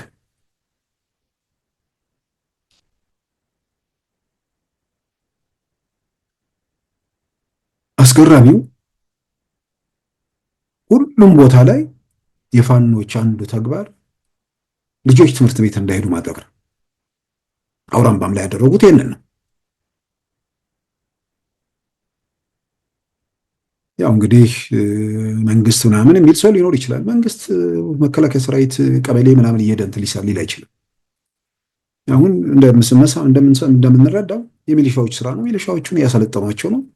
ሚሊሻዎቹ ወደ ተግባር ምናምን ሲገቡ ይሄ 3 እና 4 ሆኖ በየመንደሩ ሚሊሻ ለኮሎክ ሽፍታ ሚሊሻዎቹ ወደ እርምጃ ምናምን ሲገቡ እንትን ይላል። ህብረተሰቡ ከእነዚህ ኃይሎች ጋር የማይተባበር መሆኑን ካረጋገጠ በኋላ የሚሊሻው ስራ ነው። መከላከያ ሰራዊት በኢትዮጵያ ቆዳ ስፋት ልክ ሊለጠጥ አይችልም። መከላከያ ሰራዊት የተደራጀ ህይወት ያለው ቆሞ ከሚዋጋ ኃይል ጋር ነው የሚዋጋው። የሽፍትነት ስራ አልፎ አልፎ እንደዚህ ደፈጣ ምናምን ወይ ደግሞ ነው የወጡ የሚሰራ ስራ ነው እንጂ ሽፍታ ባለበት ሁሉ እየተሽለኮለከ በየቤቱ በየስርቻው በሚደበቅበት ሁሉ መከላከያ ሊኖር አይችልም። ሄዶ እኮ አውራምባም በለው ሌላኛው አካባቢ እኮ ሊቀመጥ ይችላል። ግን ስንት ሺህ ሰራዊት ነው የሚበቃው ለእያንዳንዱ ቀበሌ ሊቀመጥ የሚችለው? ስለዚህ የሚሊሻ ስራ ነው። የሚሊሻዎቹን ማደራጀት ማሰልጠኑ ስራ እሱ እንትን እያለ ነው። በሌላ በኩል ደግሞ ህብረተሰቡ በእነዚህ ሰዎች የደረሰበትን መከራ ሰቆቃ እያየው ነው። ልጆቹ ወደ መሀይምነት ወደ ትላንት ዘመን እየተመለሱ ነው። ቶሎ የጨለመው ነገር መገፈፍና ልጆቹ አይናቸው መብራት አለበት። ትምህርት አትማሩ የሚል እንዲህ አይነት ኋላ ቀር ቡድን በአንደኛው ክፍለ ዘመን ውስጥ መኖሩን አስገራሚ የሚሆነው ደግሞ ይሄ ቡድን ያን ማለቱ አይደለም። ይሄንን አትበል የሚል ደጋፊ ደግሞ መታጣቱ ራሱን የቻለ ህመም ነው። እርግጥ ነው የእነሱ ልጆች አይደሉም ከትምህርት ገበታ የቀሩት። የእነሱ ልጆች የትምህርት ሰዓት እንዲያሳልፉ አይፈልጉም፣ እንኳን ከትምህርት ቤት መቅረት። የገበሬው የድሃው ልጅ እዛ አፈርገፊው ልጅ አፈርገፊ ሆኖ እንዲኖር የተፈረደበት በፋኖች ማለት ነው።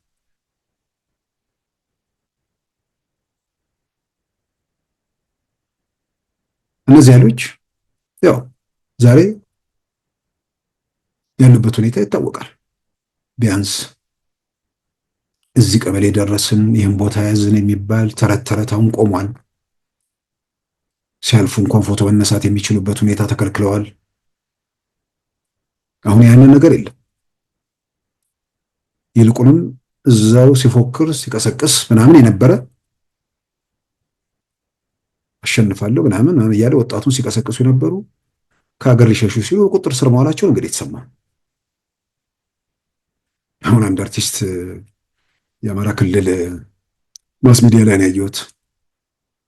በዚህ በወሎ ምናምን አካባቢ እንዳለ የዚህ ምንድን ነው የፋኖ ኪነ ጥበብ ምናምን ኃላፊ ነኝ የሚል በቀለ ተመስገን የተባለ አርቲስት ነው የተባለው። እንግዲህ ያው ሁሉም ራሱን አርቲስት ነኝ ይላል። ሰርግ የሚያጀብም አርቲስት ነኝ ማለት በጣም የለመዱበት ሁኔታ ነው። ግን ልጁ ድምፁ ጥሩ ይመስለኛል። የሆነ የቀረበ ሙዚቃም አይቻለው። ይሄ እንግዲህ ሲቀሰቅስ ቆየ። ያው ወጣቱን ምናምን ይሄዳሉ። ከዛ በኋላ ይሄ ሰው ወደ ውጫሌ ገብቶ በውጫሌ በኩል አድርጎ ወደ በአፋር አድርጎ ወደ ውጭ ሀገር ለመውጣት ሲል እንግዲህ በቁጥር ስር ያለው እንኳን ተኩዞ ስሙ ያስፈራል። በዱር በጫካ ጠላት የሚያረግ ያው አዩት፣ ገመገሙት ምናምን መናገርና ማድረግ በጣም የተለያየ መሆኑን አይተውታል፣ ገምገመውታል። በቃላት ብዙ ርቀት መጓዝ ትችላለህ፣ በተግባር ደግሞ መንፏቀቅ እንደማይቻል አዩት። አደረጃጀቱ፣ ጥያቄው ምናምን የፈጠራቸው ነገሮች አሉ። ስለዚህ አሁን እነዚህ ልጆች አላስፈላጊ ዋጋ ለማስፈላጊ መስዋዕትነት ከመክፈል ብለው መውጣታቸው ጥሩ ነው። ግን ሁሉም መውጣት ስለማይችሉ እንወጣለን ሲሉ መያዝ መታሰርም ስላለ ወደ ሰላሙ መድረክ መምጣት ቢቻል የሚፈልገው ከሀገሩ መውጣት ይችላል። የፈለገው ደግሞ በሀገሩ ኑሮ ማድረግ የሚችለውን ነገር መሳተፍ የሚችልበት ሁኔታ ይፈጠራል። ስለዚህ ወደዚህ ንግግር የሚል በመንግስት በኩል በተደጋጋሚ የሚገለጽ ነገር አለ። አስገራሚ ነው። ላለመነጋገር የሚቀርብ ምክንያት የለም።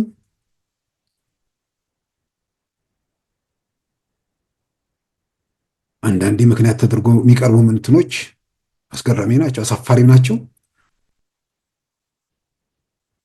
በቄስ አንናገርም፣ በሀገር ሽማግሌ አንነጋገርም። ኦኬ አትነጋገሩ፣ በቄስ በሀገር ሽማግሌ አትነጋገሩ።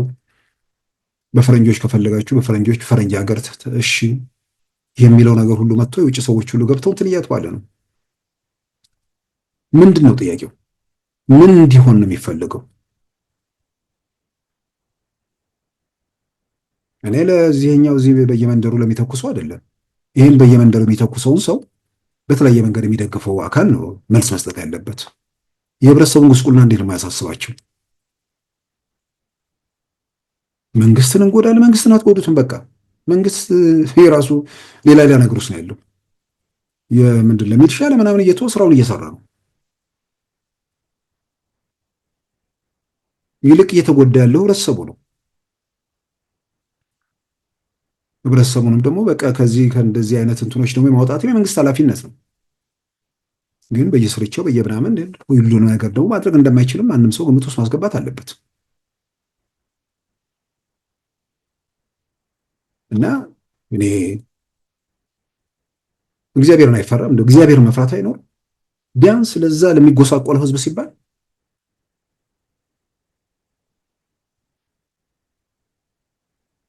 መቼ ነው ከዛ ጨለማ ውስጥ ከዛ መከራ ውስጥ ከዚህ የሽፍቶች እንቅስቃሴ ነፃ ሊወጣ የሚችለው?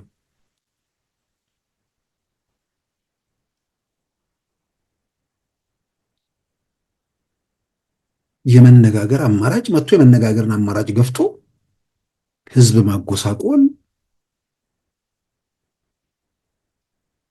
ተረት ምንድን ነው?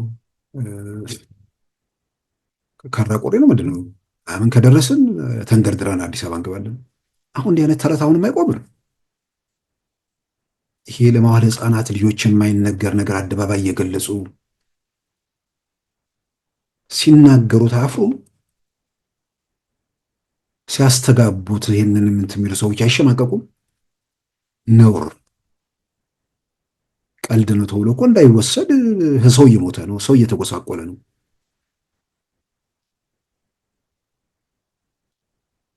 እንዲህ አይነት ኋላ ቀር የሆነ ትግል፣ የደነዘዘ ትግል ጥያቄውን የማያስረዳ መፍትሄ ፍለጋው ላይ ይሄ ነው የሚል አማራጭ ማቅረብ የማይችል ወይ ደግሞ በወጉ አይደራጅ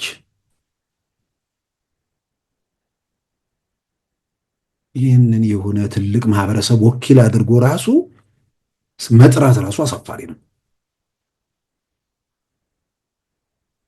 ከእንዲህ አይነት አዙሪት ሰው መውጣት አለበት። አይኑን ይግለጥ። ይሄ ዝም ብሎ መንግስት በምኞት በእንትን አይሄድም። በምኞት በተስፋ በቅዠት በግርግር በምናምን በግርግር ተሞከረ፣ በተኩስ ተሞከረ። አሁን ደግሞ በምናባዊ ግስጋሴ አእምሮ ውስጥ በፈጠርከው ዓለም አንተ ቤተ መንግስት ስትገባ ሌላኛው ከቤተ መንግስት ሲወጣ አይሆንም።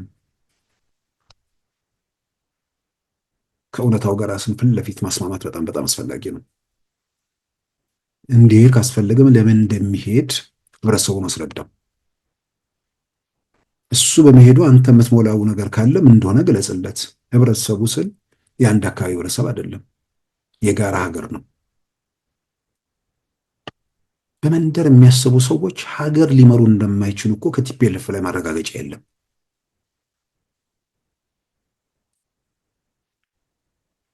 በመንደር የሚያስብ ሰው አያድግም፣ እየጫጨ ነው የሚሄደው።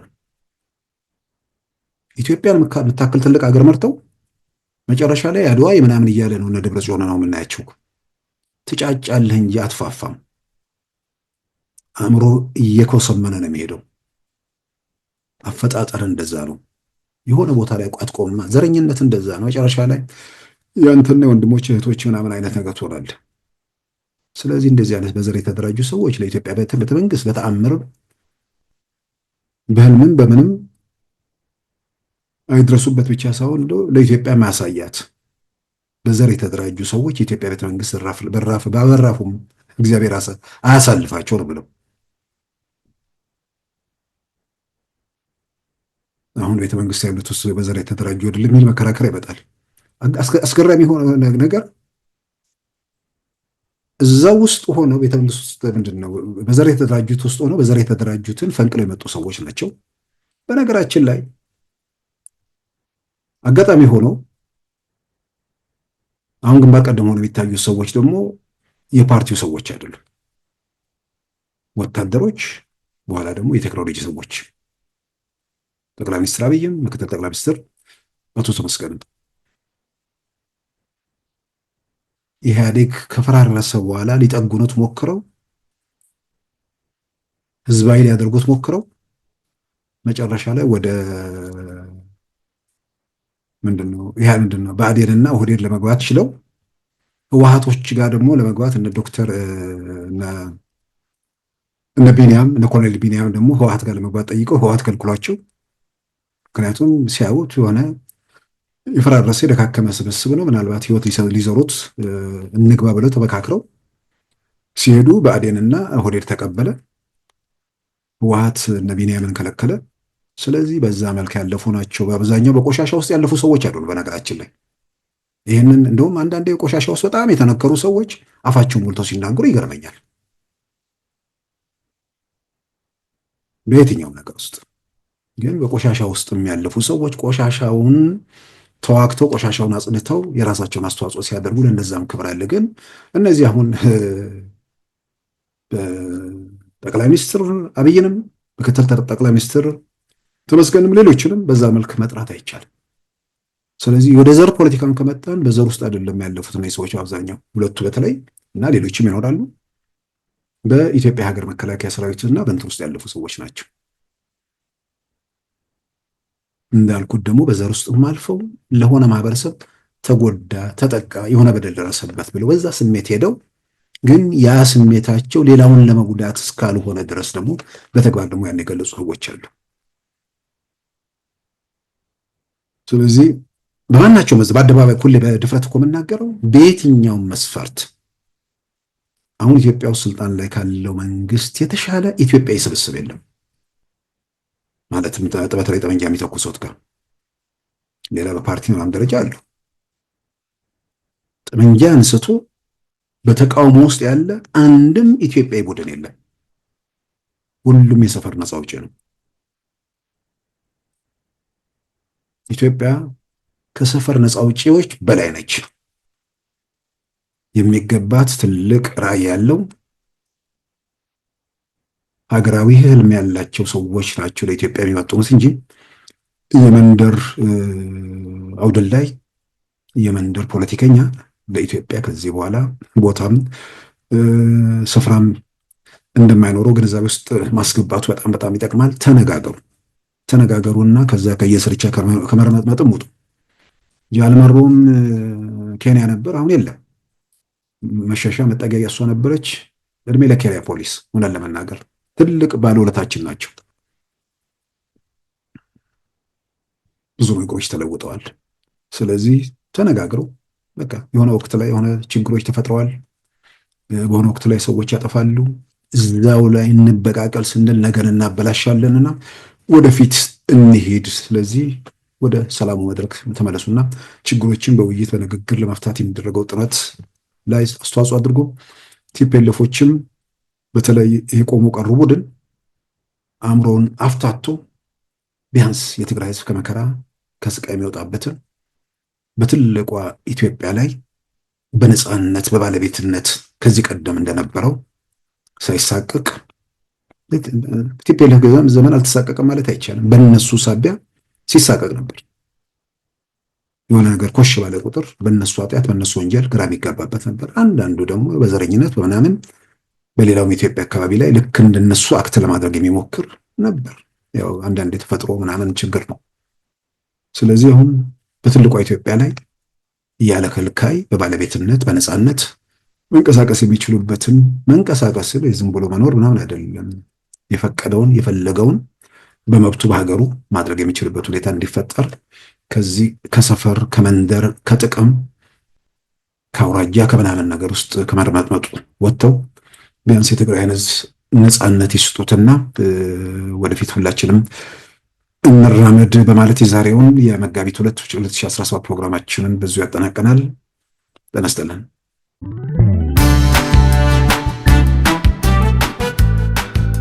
ሉዓላዊ ሚዲያን ይደግፉ።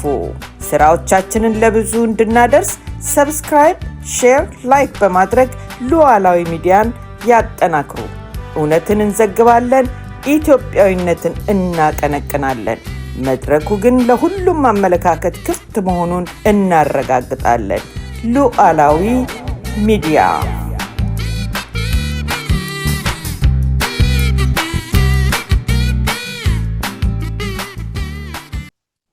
የዛሬ ማክሰኞ መጋቢት 2 2017 ፕሮግራማችን በዚሁ ተጠናቋል። ጤና ይስጥልን።